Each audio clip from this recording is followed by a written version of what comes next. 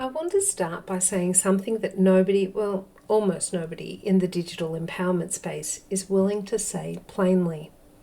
If you feel left behind by AI and digital technology right now, if the pace of change feels overwhelming, if you're quietly anxious every time a new tool gets announced, or if you've started to wonder whether your skills are becoming obsolete, all of that expertise you've built before this digital palaver, that feeling is not a personal failure. It is a completely rational response to an irrational situation.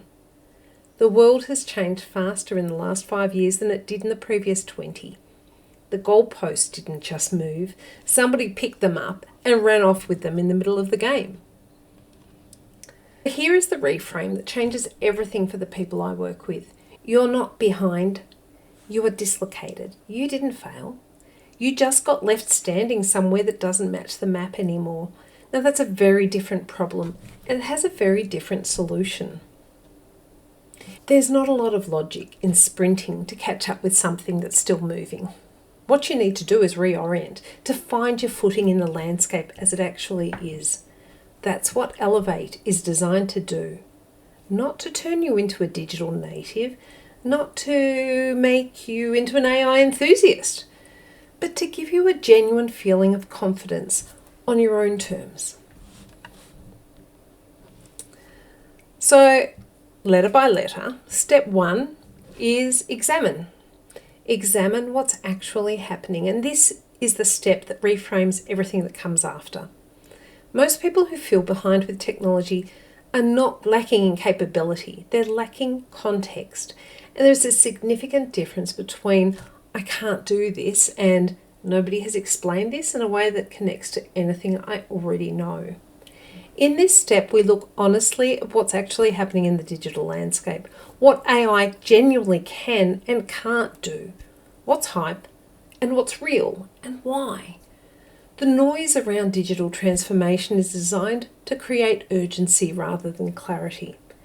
So the output for this step is your digital reality map, an honest, personalised picture of where you are, stripped of comparison and shame. And here is where we start to build the foundation of your digital confidence, locating your strengths, recognising that every skill you've built in the non-digital world is transferable. Problem solving, communication, judgment, relationship building, these are the capabilities that make digital tools useful rather than dangerous. We document yours specifically and map them to the digital context you are navigating now. The next E is exploring with curiosity. And this is about replacing the pressure to adopt with the permission to experiment. One tool, one task, one small win at a time. Not a course, not a certification, not an exam. Just the deliberate, low-stakes experience of trying something and discovering what it actually does in terms that relate to you.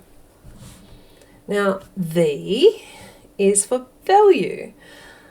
Now we address something the digital industry fundamentally does not want you to believe, that your pace is valid. Valuing your own pace, that's about building your digital priority filter, a framework for deciding what actually deserves your attention, what can wait, and what you can safely ignore entirely.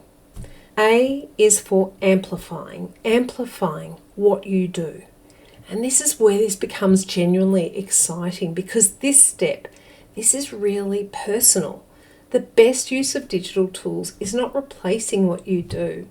It's enabling you to do more of what you love with less of what drains you.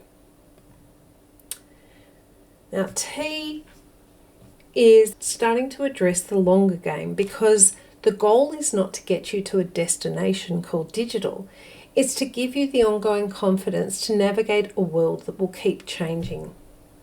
So T is taking ownership of your digital future, building what I call your digital sovereignty statement, your personal principles for how you engage with technology, what you will and won't adopt, how you evaluate claims made by platforms and vendors, and all those people on YouTube. And lastly, E, the final E. This one is evolve. Evolve without overwhelm.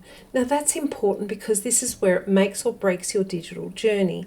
And this builds the simple, sustainable habits that mean you never fall so far behind that catching up feels impossible. A rhythm, not a sprint. The output is your evolving digital practice, and it takes on average about 20 minutes a week. So I want to zoom out for a moment because what I've described here is not just a personal development framework, it's a response to something that's happening at scale. Digital anxiety is epidemic right now. The pace of change has outrun the support systems, the education, and the narrative available to most people. And the people caught in the middle, capable, experienced, valuable people, are being made to feel inadequate by a situation that was created by forces entirely outside of their control.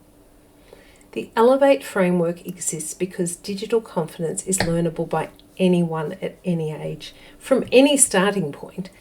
And the people who build it on their own terms, those are the people who actually use technology well, thoughtfully, sustainably, in service of the things that matter to them.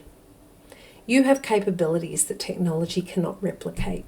You have wisdom that no algorithm can train on. You have relationships, judgment, and lived experience that are more valuable in an AI world. You are starting from exactly where you are, and that's always been enough. The Elevate framework is the methodology behind the digital empowerment stream at Make the Most of Today. If today is the beginning of our conversation, the free 5-module course, Digital Empowerment, is where I suggest you start. You don't have to do this alone. So let me help you make the most of today.